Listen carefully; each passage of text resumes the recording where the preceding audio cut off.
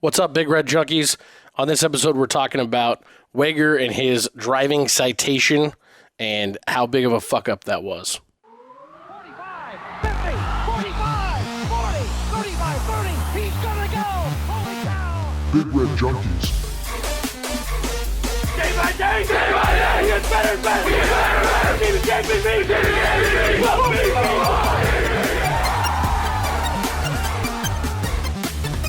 Oh, man, woman, and child, he just turned this stadium inside out.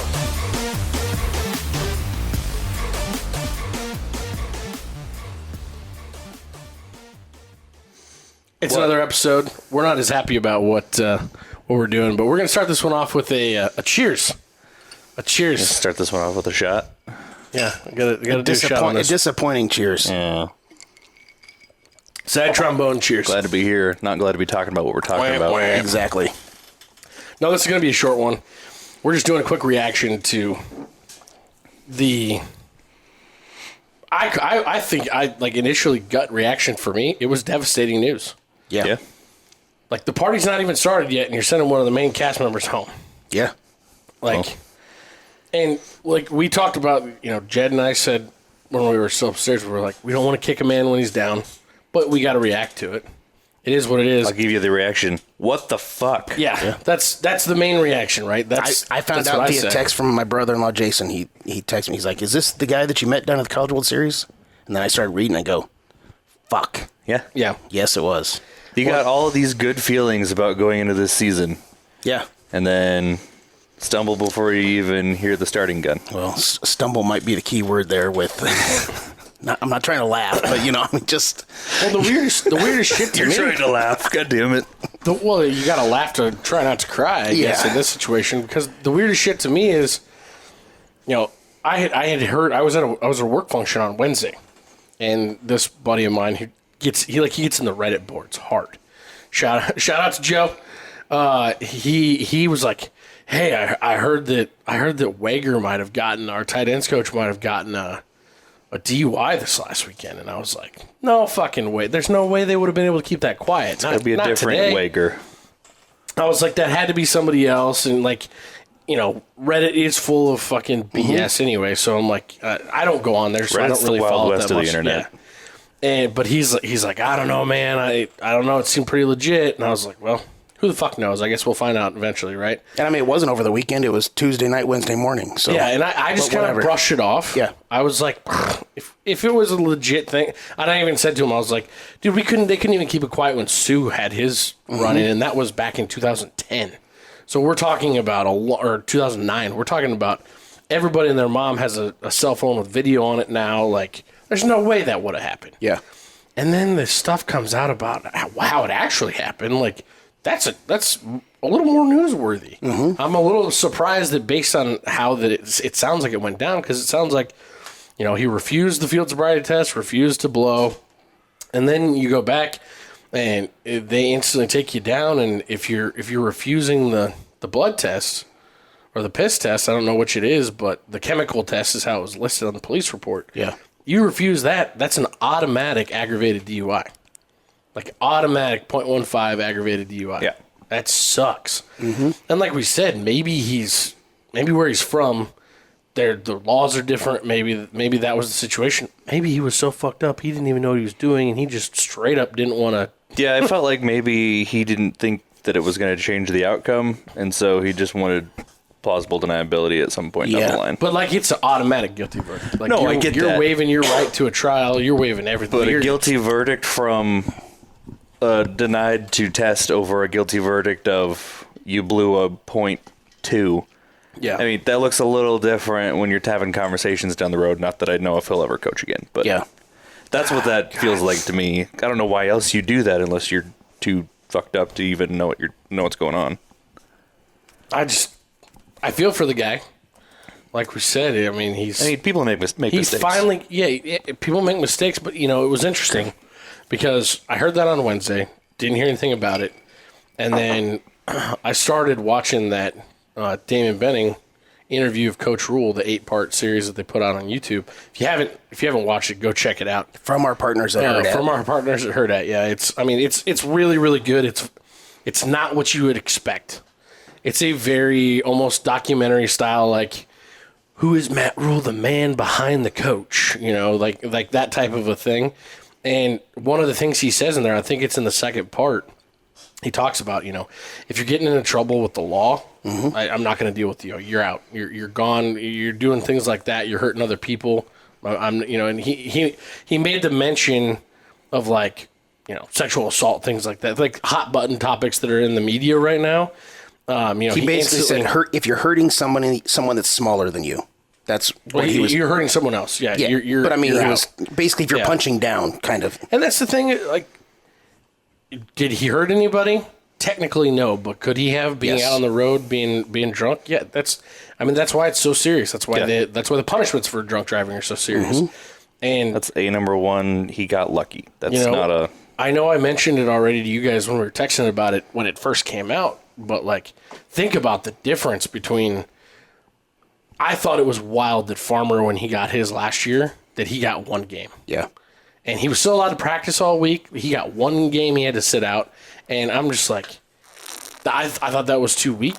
I don't know if I don't think it's quite settled in yet for me whether or not this is too harsh or not. Because him resigning, this wasn't like he went to Rule and was like, I got to quit, man. I got a problem. I got to quit. Well, we don't know for sure. We don't know for sure. More than likely, that's probably the assumption not how it is went. we're going to let you quit instead of announcing you're fired. Exactly.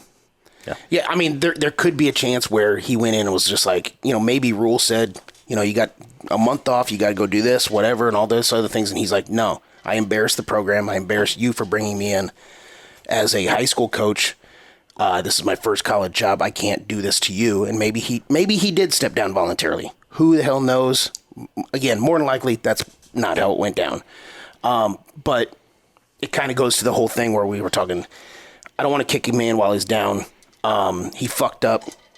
It sucks for everybody involved, especially since practice starts in 2 days from the time that we're recording this. That's the craziest thing. And it's just like, man, you know, I hate to use the phrase, it could be worse because of the circumstances, but a tight ends coach. That's not like but he's high man on the totem pole. He's also the assistant head coach. No, he's assistant special teams. He's not the assistant head coach. I thought he was assistant head coach and tight ends coach. No.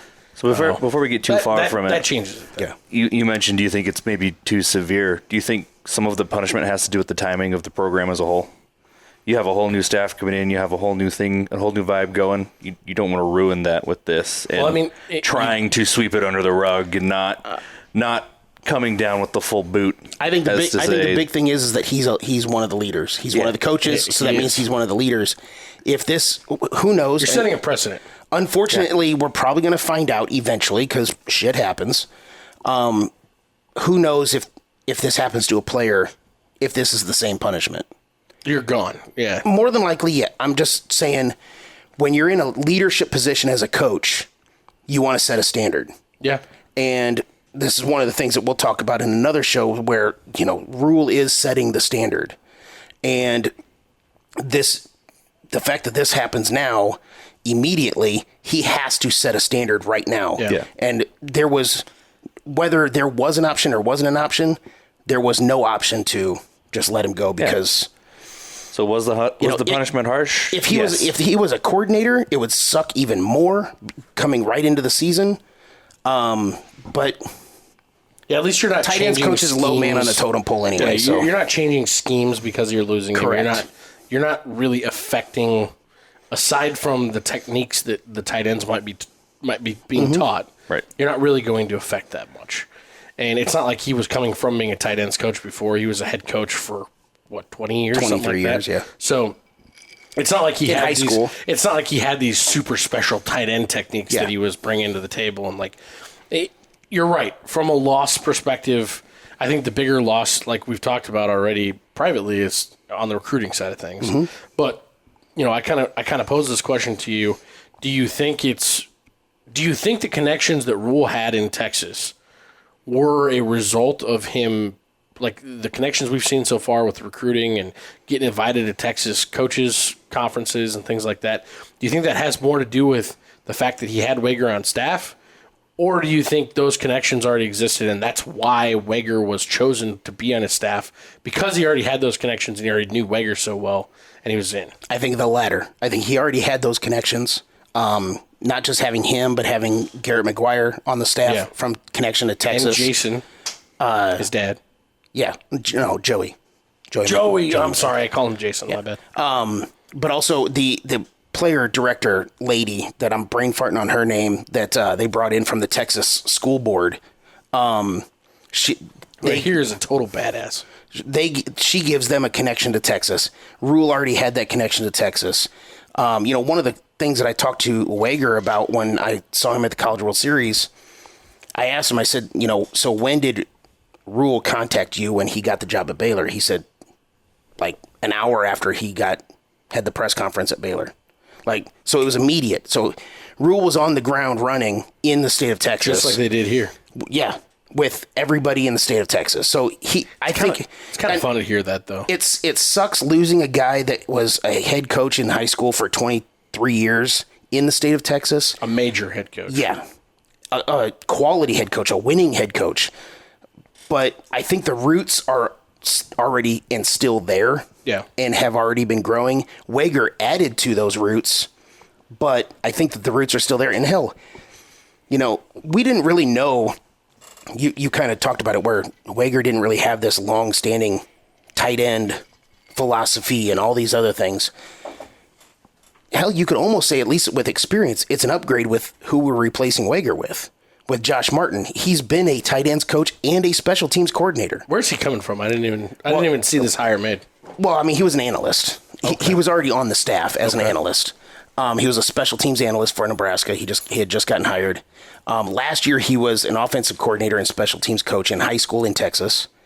But previous to that, he'd spent like 8 years either at SMU or Arizona State. So he has Power 5 experience. And he has partying experience. Yeah, at Arizona State, yeah. So he's coached tight ends. He's been a special teams coordinator. So basically what we're losing in Wager, we're gaining back again with Martin, and maybe also adding more experience as a tight ends coach in college football. So, I mean, maybe it's not a huge drop-off. We'll never really know because we don't know what Wager could do in college. Yeah, what could he have been? Exactly. But considering who we already had it basically in the bullpen waiting, I mean, I feel for him. Good. I feel for his family. Yes. I feel for him from the standpoint of, he's probably wanted this for a while.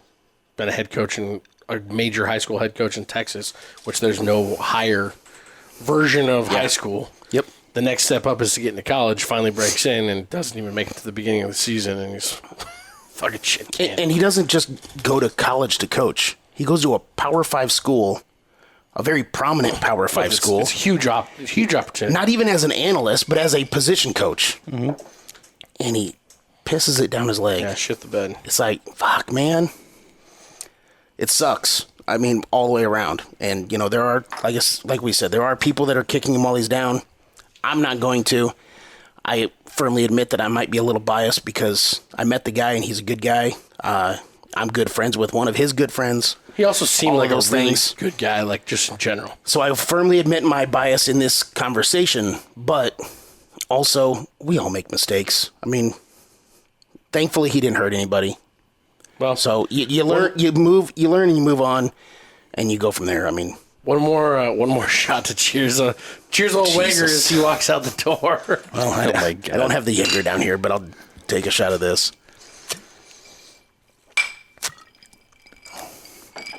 It sucks all the way around. I don't know what else to say. And this may be the most unbelievable night in Cornhusker football history.